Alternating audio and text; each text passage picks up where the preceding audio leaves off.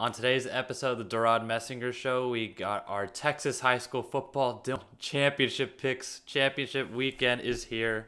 High school football fans, don't forget to like and subscribe for more content. It's greatly appreciated.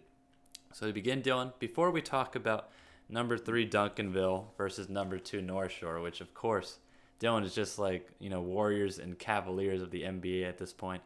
We have some apologies to make to no teams in particular, but if you're in this video, you most likely have been offended this past weekend by Dylan and I because of Dylan. It was just a carnage week in high school football, which is fun for the fans, but however, Dylan, for us who are trying to pick these games right, it was not as fun. We have a lot of apologies yet again to make, Dylan, to most teams in this video, quite honestly. However, we're not going to make them directly, but they know if they're watching this. Now, Dylan, Duncanville and North Shore, of course, as I said, this is a reiteration of a game that seemingly I think has happened maybe 3 or 4 times in the past 5 years, I want to say. It is, a slightly different storyline. North Shore in years past has had a experienced quarterback who has the ability to run the football and pass, Demetrius Davis, who's obviously no longer there. And then they were my preseason pick too, Dylan, North Shore was.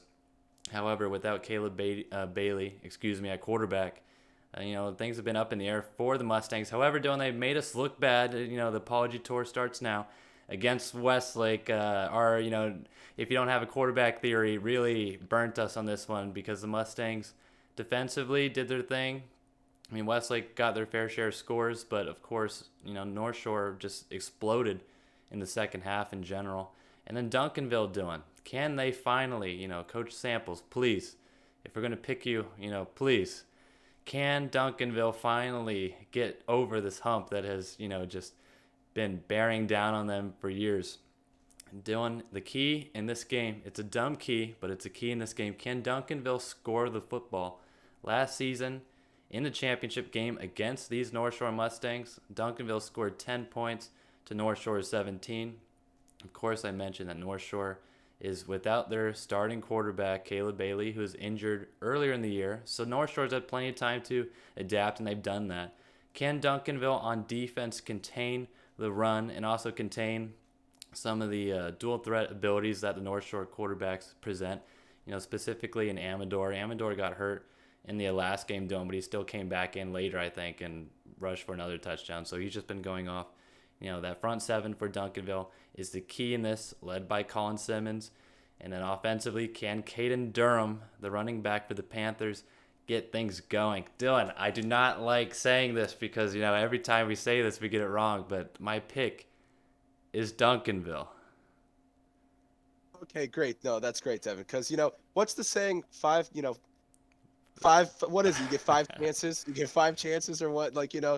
Prove us right or something. And one of them's gonna hit eventually. So I do really like this matchup, Devin, for Duncanville. When you look at it, they held that Prosper offense to 14 yards on the ground, and now they're going up against a North Shore team that just ran for 335 yards on a Westlake defense, Devin, that was top ranked, in the country.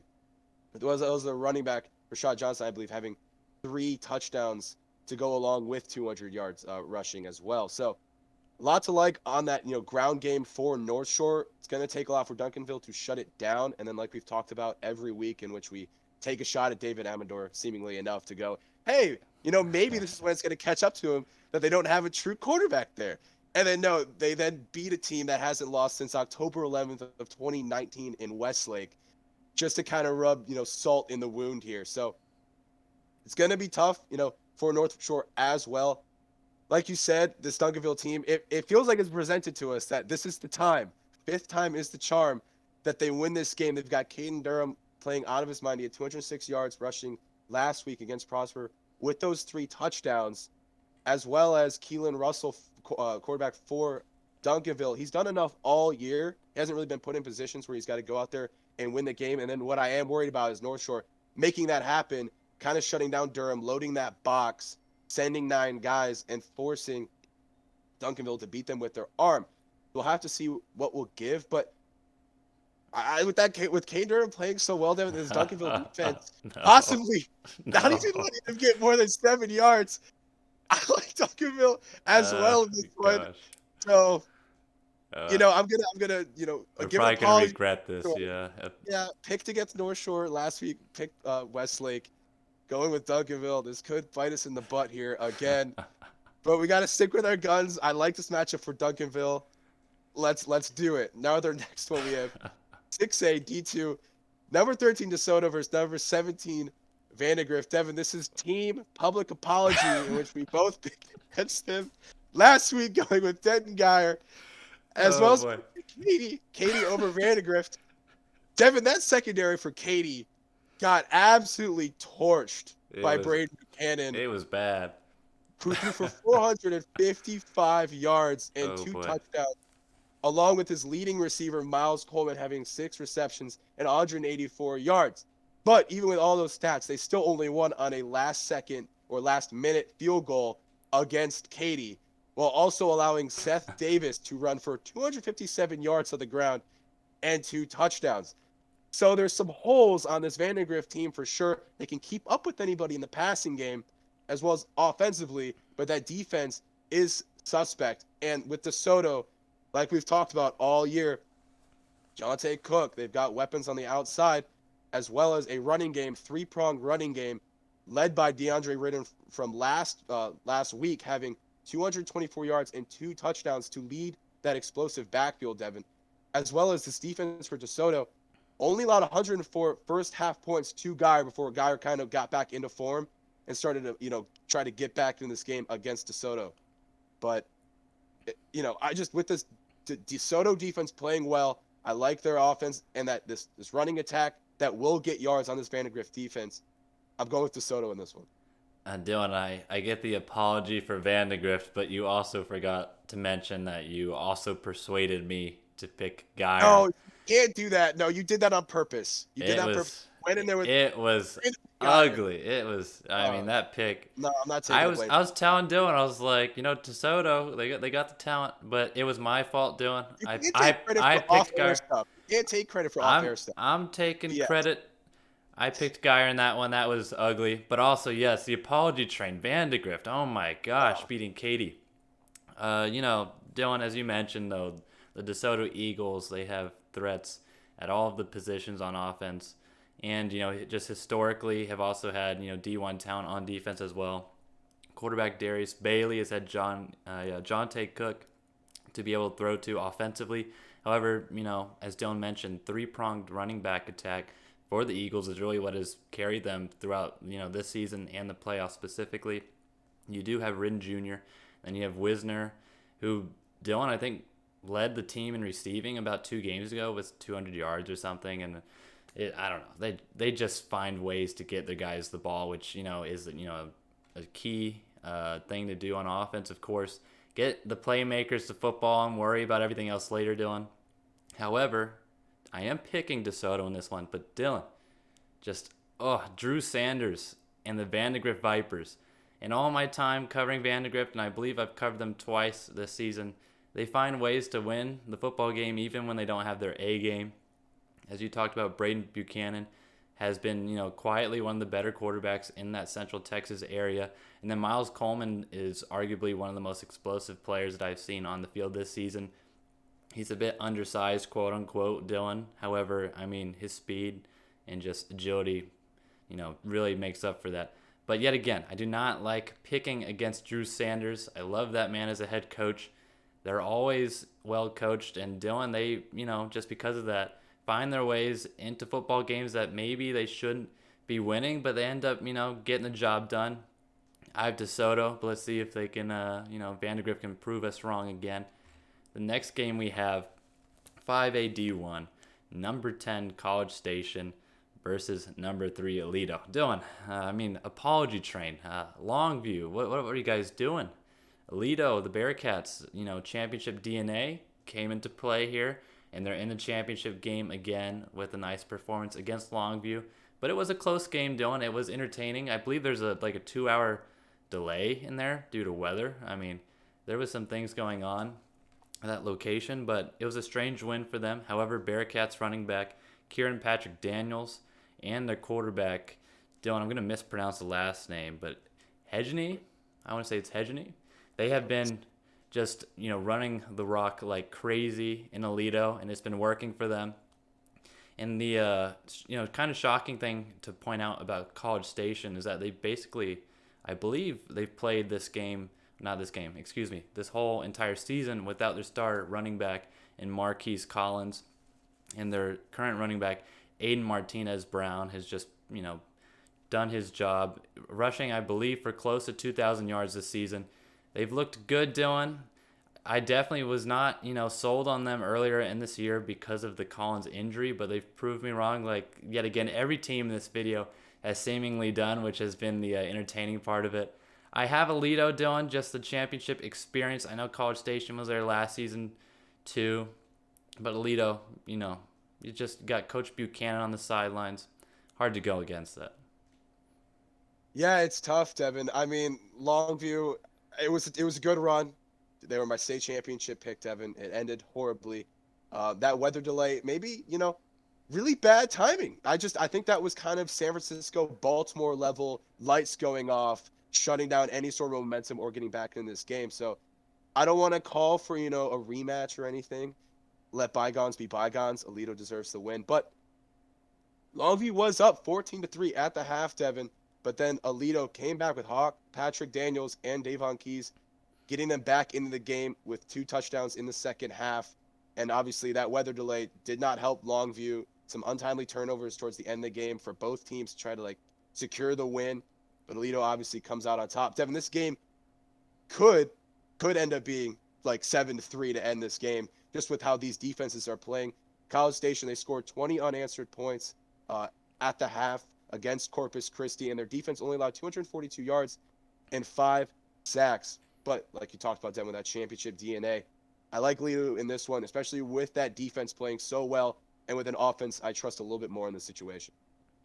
Now it's time for the lightning round. Dylan, these are picks as fast as we can make them. Traditionally, we only do ranked matchups because it is championship week, and the holiday season is around. Dylan, we're just feeling cheerful and joyous, so we're picking all the games, which is fun because maybe there's a team in here that we got right, Dylan, but we'll see. The first game we got in our little spree here, 5A D2, Port Neches Grove versus number 8, South Oak Cliff. Finally, Dylan, a team that we've gotten right, at least I have gotten right. They were my preseason title winners. Can PNG, pull off the upset here? To be determined, but I'm going to stick with my preseason pick and go South Oak Cliff. Yeah, you're talking upset. Well, we know very well you're not picking for Neches Grove. You never know. After last weekend, ooh. To give a little context, Devin's been just riding it out with South Oak Cliff all year, picked him in the preseason. These are his boys. You know how many late night calls, Devin, we had? You were crying. You're like, I don't know if South Oak Cliff is going to come back. Are they going to win it? But now you're handed an unranked team in this match. So many calls. The schedule's worked out. They had some hard-fought victories throughout these playoffs. I really like South Oak Cliff in this one. They're really battle-tested, Devin.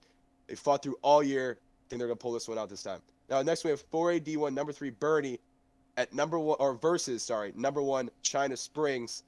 Devin, China Springs has been playing so well all year. They really have seemingly been the undisputed number 1 in the 4A D1 class. I'm going to be going with them in this one. Yeah, Dylan, I agree. I also have China Spring and, in the preseason title pick just to make us sound better before all the other smashing we've done. In the title pick video in the preseason, I said that China Spring would be my number 2. I'm admitting that I did not pick them to win it in the preseason. I picked Stephenville. However, I said, if at the halfway point, if the quarterback play has been good, then I might switch my pick. The quarterback play, hint, has been good. I do have China Spring in this one. Next game we have 4A D2, number 6 Wimberley versus number 1 Carthage.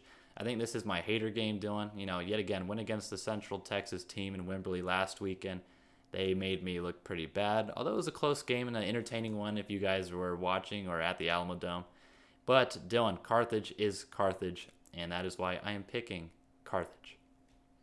And it must have hurt you when Glen Rose was kind of in that game still, Devin. You're like, you missed your opportunity to pick against Carthage there. But I will not be making that same mistake. I will be going with Carthage. I do like Wimberley. They won me the pick last week. But Carthage is just a very good team playing very well at the right time. With our next one, then we have 3A D1, number 7 Brock versus number one Franklin. Devin, this is our championship game. We both picked one of these teams. Beginning of the season, I went with Brock. These are your boys at Franklin. Brock peaking at the right time, struggling at the beginning of the year, Devin. But they're coming into form. I like their chances, and I like my chances against you in this one. Yeah, I'm a very outspoken leader of the strength of schedule trend, Dylan, in deciding football games. So I must admit that this game is a pretty hard one for me to pick, given that I picked Franklin in the preseason. However, Brock has, embodied that, strength of schedule theory that I've had been brewing for years. It's a tough one, Dylan, but, I want to double down just to double down. I got Franklin. The next game we have 3A D2. Number 7 Poth versus number 1 Gunter. I got Gunter. Yeah, Gunter's playing so well. As a number one, they've looked great all year. Going to be going with Gunter. Now, next we have 2A D1. Number 4 Refugio versus number 2 Holly. Devin, Refugio just continues to prove us wrong every week. I feel bad. This is my biggest apology because I basically said Timpson had championship DNA and their destiny was the state championship final. And they went out and did not deliver. And Refugio came out on top. Refugio going through all doubt. They don't care. I really like them in this one to pull off yet another upset. Yeah, Dylan, I was not as disrespectful as you were against Refugio. I know better. I've went through the history of Texas high school football picks that we've had, and you just gotta be a little more aware than that, Dylan. Come on. But I did disrespect them with all things being said. But Refugio, a game-winning field goal last weekend. Dylan, there's magic in the air down there. I got Refugio in this one. The next game we have 2AD2. Number 6 Albany versus number 1 Mart. Dylan, I feel like you had Albany in the preseason. Let me know if otherwise, but I'm going to go against that. I'm going to go Mart here. Yeah, it's a tough situation, Evan, because I think Mart, in this matchup, they've looked great all year, arguably the better team. But I did pick Albany going into the season, and based off just so many past transgressions against teams and picking against them in public apologies, I feel like it's in my best interest just to go with Albany. I've rode with them all year. I think they can pull off this upset against Mart, but it's going to be tough. I'll be going with Albany in this one. Now, the next one, we have 1A D1, number 2 Westbrook versus number 1 Abbott. Devin, we wait for this all year. The 1A matchups, Westbrook seemingly always in it or pushing for it. But Abbott just been so consistent all year. Not to brag as well. Kind of picked him to start the year to win this 1A D1 class. So I'll also be going with Abbott in this one. Yeah, Dylan, in that preseason pick, we were outspoken about our love for 1A D1 and D2. It's always been, I think, the most entertaining classification. You usually got a couple of players, not too many, but all the players, there's just a lot of bad blood between them, and Dylan, it's just entertaining. You might have picked Abbott, but someone else this year picked Westbrook. That would be me. I'm gonna pick Westbrook here. Let's see if this can be another game that's right for me, or whether I will be disrespected by these teams yet again. And then Dylan, the last game, championship year. Thank you guys for watching in 2022. We got number 6 Lorraine versus number 1 Benjamin. Dylan, you were talking about, I believe, Abbott looking good all year. Benjamin has also done the same at the 1A D2 level. I do have Benjamin in this one. Yeah, Benjamin's looked great. Lorraine came into this preseason, Devin, not even ranked. I didn't even have them as a sleeper team. And here they are at number 6 going up against Benjamin for a chance to win the 1A D2 championship. I like Lorraine in this matchup, Devin. I think they can pull up this upset. I think this offense can keep pace.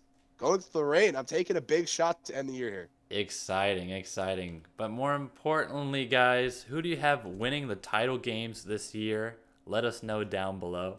Don't forget to like and subscribe. And as always, have a great rest of your day.